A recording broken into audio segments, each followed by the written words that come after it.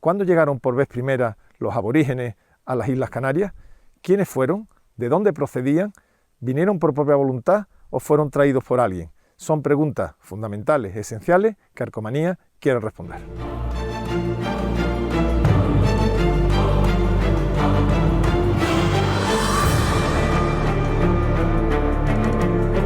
Arqueomanía.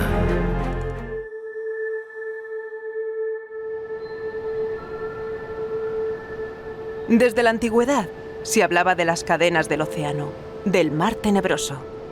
Así se referían los clásicos al Atlántico. Su acceso y navegación siempre estuvieron envueltos por un halo de misterio. Los fenicios ya visitaron las islas con frecuencia, aunque en una operación de despiste y de camuflaje, trataron de ocultar bajo un tabú sus riquezas y las posibilidades comerciales que se encontraban más allá de las columnas de Hércules.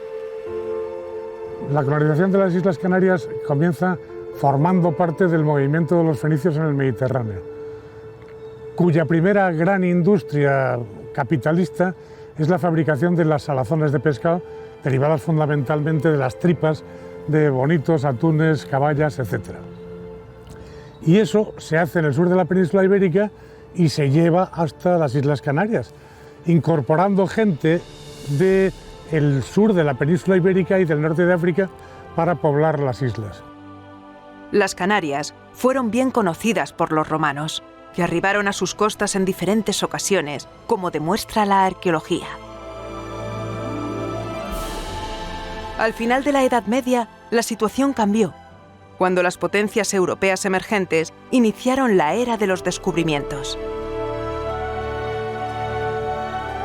Este es el monumento a los navegantes en Lisboa. Representa el valor y la pericia marinera de aquellos que fueron capaces de enfrentarse a los peligros de los mares desconocidos, en su afán de llegar más allá.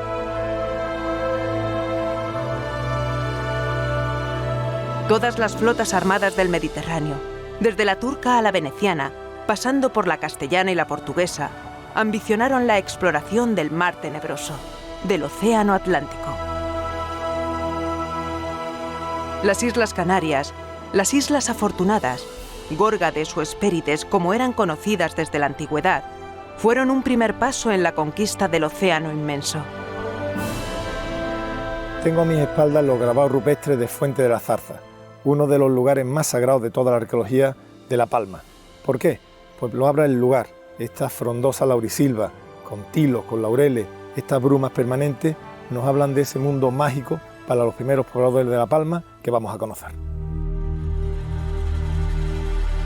Las culturas aborígenes palmeras grabaron hermosas composiciones de espirales, de círculos, semicírculos y meandriformes sobre las paredes lisas del Caboco. Este Caboco de Fuente de la Zarza me parece un lugar mágico. Ese camino que hemos hecho, abrazado por la laurisilva, la bruma, la humedad que nos rodea. ¿Qué pudo significar este lugar para los primeros pobladores de La Palma? Estamos situados a 1200 metros. Aquí es justo donde choca el Alisio. Entonces, si hay algo que es aquí permanente, es la humedad, la bruma que tenemos, la lluvia finita o chirizo. Entonces, evidentemente era un santuario para los benauaritas. Los poblados de cuevas donde vivía están a kilómetros hacia el mar. Entonces, aquí venían seguramente en verano a realizar algún tipo de ritos mágicos religiosos donde tiene mucha importancia los ritos propiciatorios de lluvia. Si aquí destaca algo es el agua, la vegetación, la humedad, la exuberancia, la frondosidad del monte. Pero no solamente es naturaleza, esta naturaleza maravillosa, sino también es arte, ¿no? Estos cabocos están completamente repletos de estas espirales, estas formas tan peculiares. Efectivamente, de hecho, esta es, desde el punto de vista estético, visual, es la estación más bonita y una de las más importantes de la isla, junto con los de la Fajana y el Verde. ¿Qué motivos destacan? Pues las espirales, los motivos circuliformes, círculos y semicírculos concéntricos. Nosotros pensamos que está relacionado con el tema del agua, de la lluvia, de la fertilidad, de la fecundidad.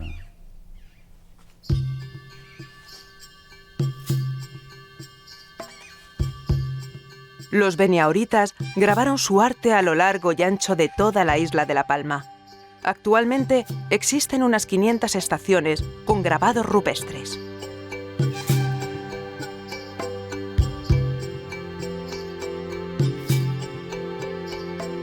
Los petroglifos del Calvario de Santo Domingo muestran formas misteriosas de los primitivos palmeros que se disuelven con un poderoso paisaje marino. Impresionan los roques de Tabaiba, Santo Domingo y Guincho. La belleza del lugar es grandiosa. Los meandros, espirales y círculos concéntricos se repiten en muchos otros paneles rupestres de la isla, como en el Caboco de El Verde,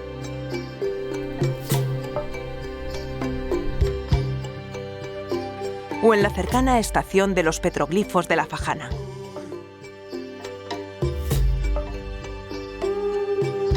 Otras tallas rupestres son las conocidas cazoletas y canalillos, con amplia distribución en la isla, como muestra las de Santo Domingo. ¿Qué querían expresar los beniahoritas con sus alambicados grabados rupestres? No lo sabemos, aunque quizás otras expresiones arqueológicas nos ayuden a conocer mejor a estos esquivos isleños, que no obstante desarrollaron elementos comunes con las poblaciones de las otras islas. Con todo, los esferoides decorados, la industria ósea o los conocidos como crosses o boomerangs pueden considerarse producciones exclusivas de la isla.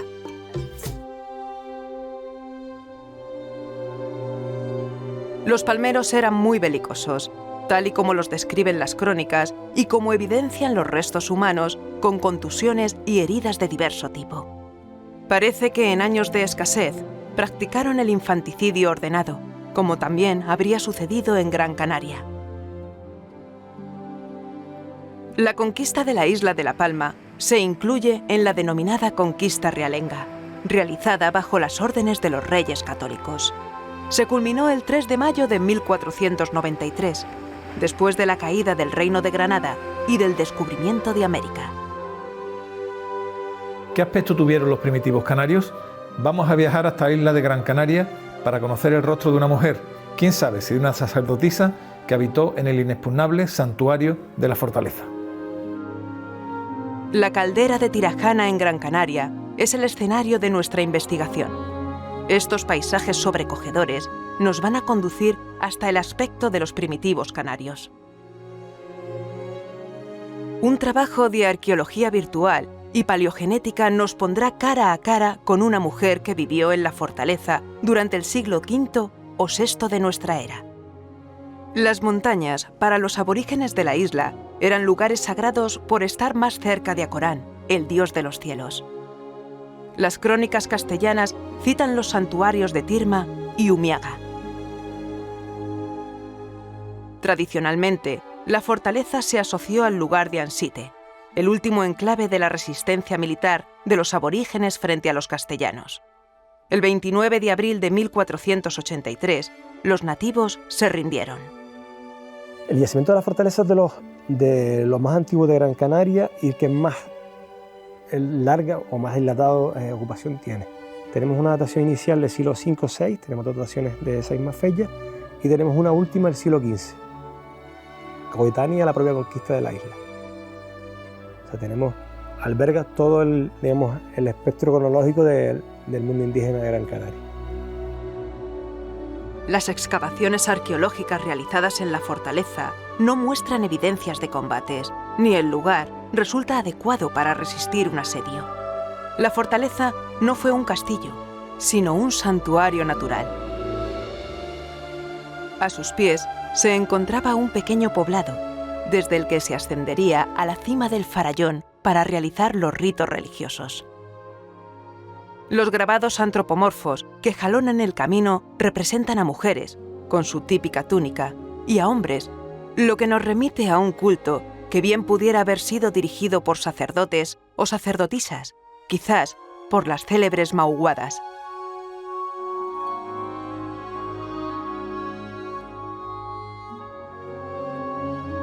En el Museo Canario de Las Palmas pueden verse multitud de restos humanos. Uno de ellos, catalogado por Raúl Basa a finales del siglo XIX, tiene su origen en la fortaleza. Se trata del conocido como Umiaga 977 y es una mujer. Los responsables del yacimiento y el grupo de paleogenómica de la Universidad de La Laguna generaron una secuencia de arqueología virtual para descubrir el aspecto que tendría en vida, gracias a avanzadas técnicas digitales de reconstrucción facial.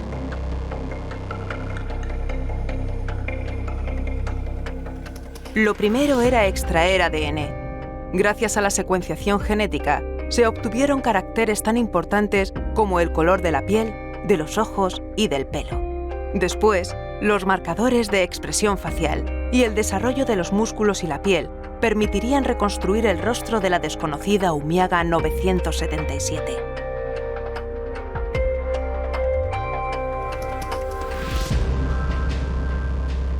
Los últimos estudios genéticos de la población aborigen canaria dejan claro que su origen es norteafricano.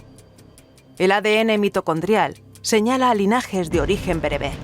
A su vez, estas poblaciones norteafricanas muestran influencias de genes mediterráneos desde la edad del cobre hasta los romanos.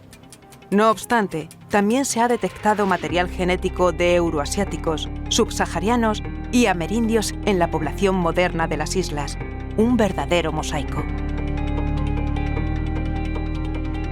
A pesar del aislamiento, tuvo que existir al menos un mínimo intercambio de población para superar los graves problemas que hubiera acarreado la endogamia extrema. Tampoco hay que pasar por alto un hecho. En cada isla se observan procesos de aportación de poblaciones en diferentes momentos históricos. Esto nos deja ante un escenario complejo de colonización.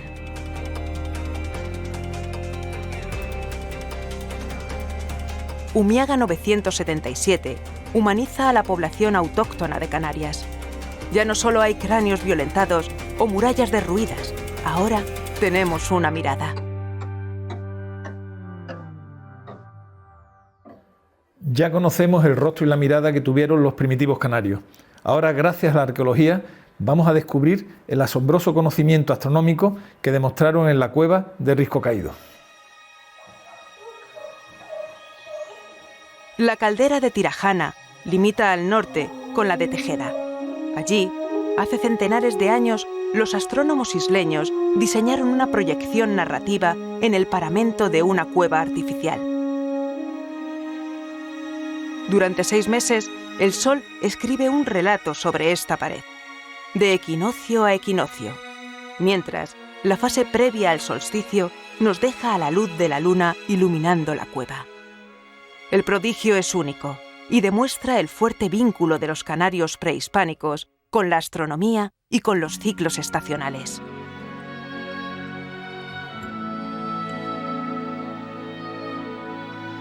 Vamos a continuar con nuestra búsqueda de los primeros pobladores canarios y para ello vamos a viajar hasta la isla del Hierro, donde también vamos a reflexionar sobre esta primera colonización y su repercusión en las primeras crónicas conocidas.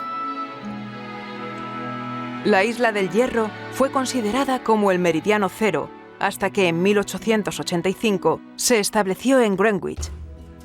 Y en ella se encuentra el punto más occidental de las Canarias y de toda España.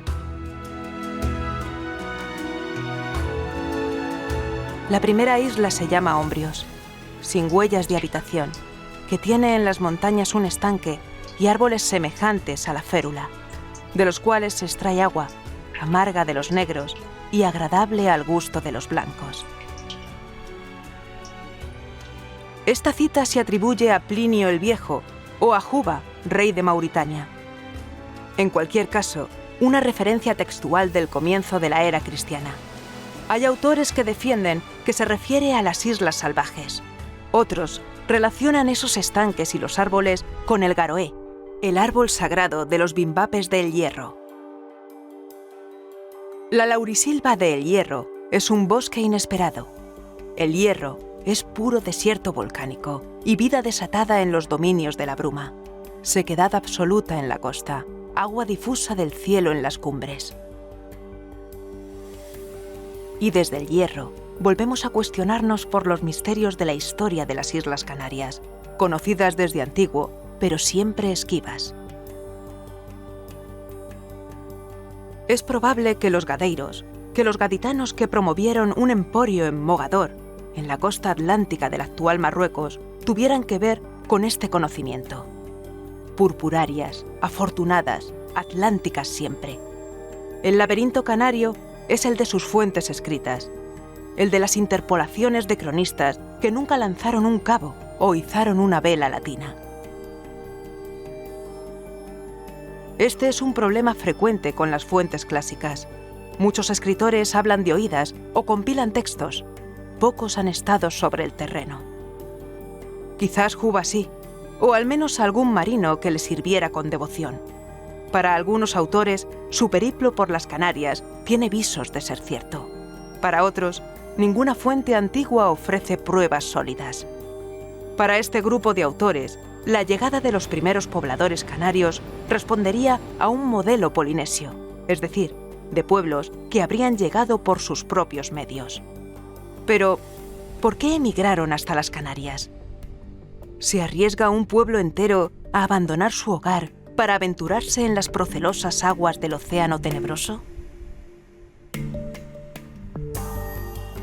Puede que hasta el mismo Alejandro conociera la existencia de nuestras islas afortunadas. Los marineros de Gadir, que dominaban la navegación en aguas abiertas, pudieron transmitir el relato. Otros afirman que fueron los nautas de Tiro o los griegos, aunque estos últimos parece que únicamente dominaban el cabotaje. Saben los lobos de mar que desde el Golfo de Cádiz la corriente puede empujarte hasta las Canarias. El barco grabado en la lava volcánica de El Hierro deja clara una de las llaves maestras del misterio: la navegación. Las primeras llegadas a Canarias son aún enigmas de la historia de la navegación, de exilios, de capacidad técnica, de cartas náuticas, de periplos. Me encuentro en El Hierro, la isla más occidental del archipiélago canario. A mis espaldas está el garoé, el árbol santo, un árbol considerado como sagrado por los bimbapes, los aborígenes de esta isla. ¿Por qué? Pues porque destilaba el agua de esta bruma en un lugar realmente seco. El garoé crece en el corazón de la isla, a unos 1000 metros de altura, en la aldea de Tiñor, en San Andrés. Las crónicas hablan de un árbol gigantesco que los aborígenes adoraban porque les proporcionaba agua dulce, un tesoro de incalculable valor en unas latitudes tan áridas. El árbol, centenario, alcanzó proporciones colosales. Pigafetta, el cronista de Magallanes y Elcano durante la primera vuelta al mundo, habló del garoé en sus textos. En épocas áridas era el único manantial de agua potable. Cuenta una vieja leyenda que los aborígenes guardaban celosamente su secreto. Los conquistadores europeos morían de sed, mientras que a sus enemigos no les faltaba el agua. Una joven bimbape, Agarfa, se enamoró de un soldado andaluz, al que terminaría desvelándole el milagro del garoé. Ahí acabó la ventaja de los bimbapes. El origen bereber de la población aborigen canaria se demuestra con el uso de una primitiva escritura líbico-bereber, que podemos encontrar en muchas rocas de las islas, especialmente en la isla del Hierro. En el Caboco de la Candía se puede contemplar una rica muestra de escritura líbico-bereber. Mientras aterrizan los aviones, mientras la calma impera en este suelo 1000 veces roto y 1000 veces elevado por los volcanes, observamos las muestras claras de escritura. Es una de las cosas que llama la atención aquí en la isla del Hierro, ¿no? En teoría es una isla pobre, árida, con menos recursos que otras, por tanto tuvo que albergar menos población. Y sin embargo sorprenden estos paneles de escritura, ¿no? Sí, la riqueza principal de la arqueología herreña son los grabados rupestres, asociados principalmente a la escritura líbico-bereber norteafricana. Existen en la actualidad 24 yacimientos aborígenes, de los que 20 son con textos líbico-bereber, ¿no? Hay un alto porcentaje de de inscripciones líbicas. En total tenemos unas 200 líneas escriturarias del líbico bereber, es la isla de Canarias que más inscripciones tiene. ¿Se ha comprobado si estas grafías corresponden a la escritura líbico bereber de alguna zona concreta del Magreb, del Sáhara, del norte de África? Todavía no hay conclusiones. Sé que se han estado haciendo desde hace años estudios comparativos para saber determinados signos que aparecen en unas islas y no aparecen en otras, y su relación con el norte de África, con determinados lugares, que es lo que daría lugar a saber exactamente el origen de cada una de las tribus que pobló Canarias.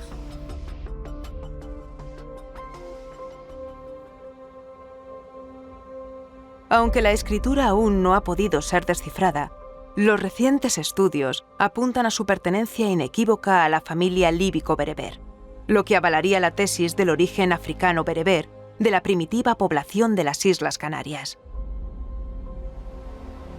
Visitamos el yacimiento del Roque de la Caleta, a las orillas mismas del mar, y nos sorprende la nitidez de sus grabados, con unos signos alfabéticos que parecieran haber sido escritos ayer mismo.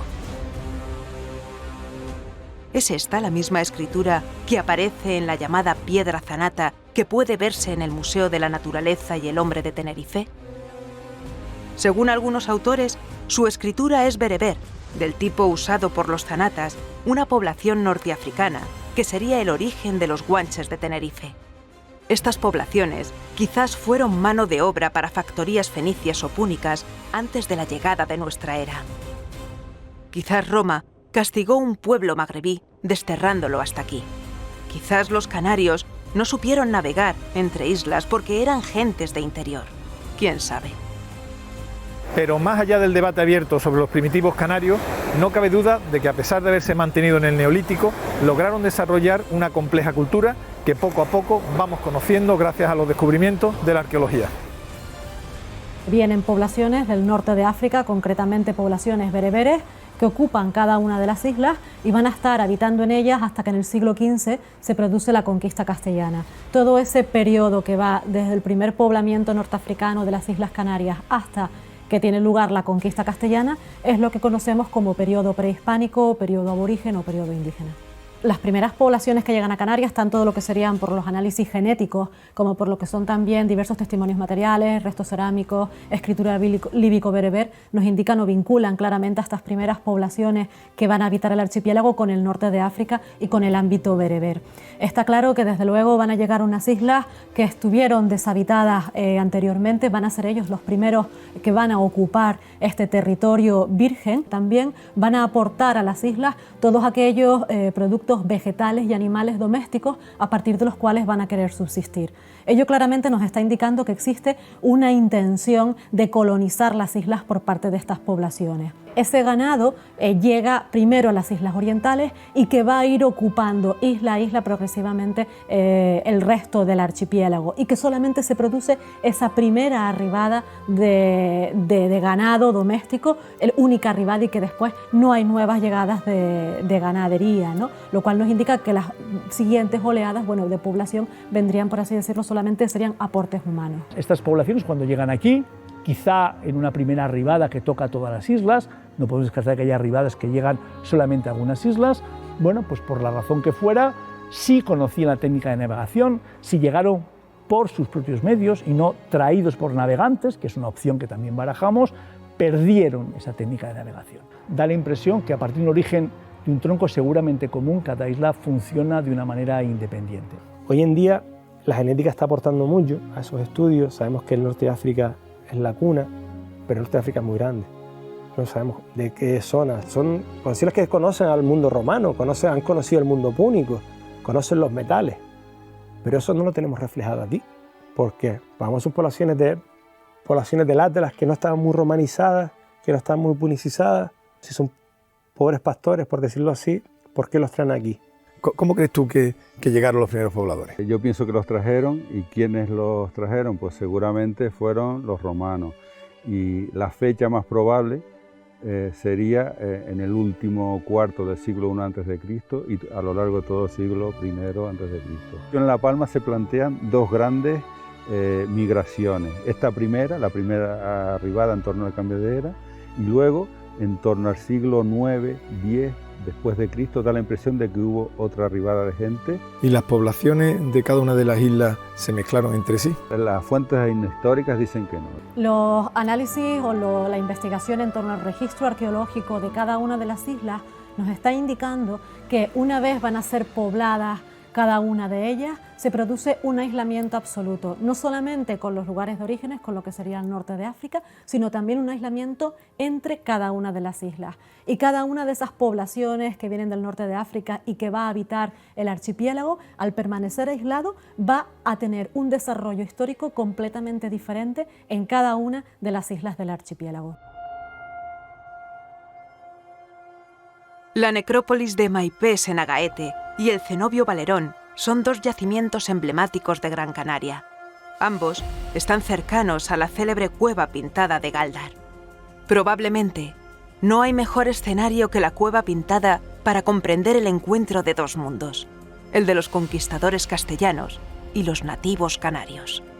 Lo que se contempla ahora bajo esta instalación museística es una parte de lo que en su momento fue un poblado indígena o prehispánico muy importante en la isla de Gran Canaria. Es el poblado, el asentamiento de Gáldar, que fue un lugar central del mundo indígena prehispánico en la medida que pasaba por ser el momento final del poblamiento nativo, una suerte de capital política y religiosa de toda la isla. Lo que hay aquí es un barrio, un caserío de lo que fue ese gran poblado indígena. Si palacios había, entre comillas, lo más parecido a un palacio que hoy conocemos es la cueva pintada, el complejo de la cueva y su cámara decorada, que efectivamente tiene una decoración excepcional.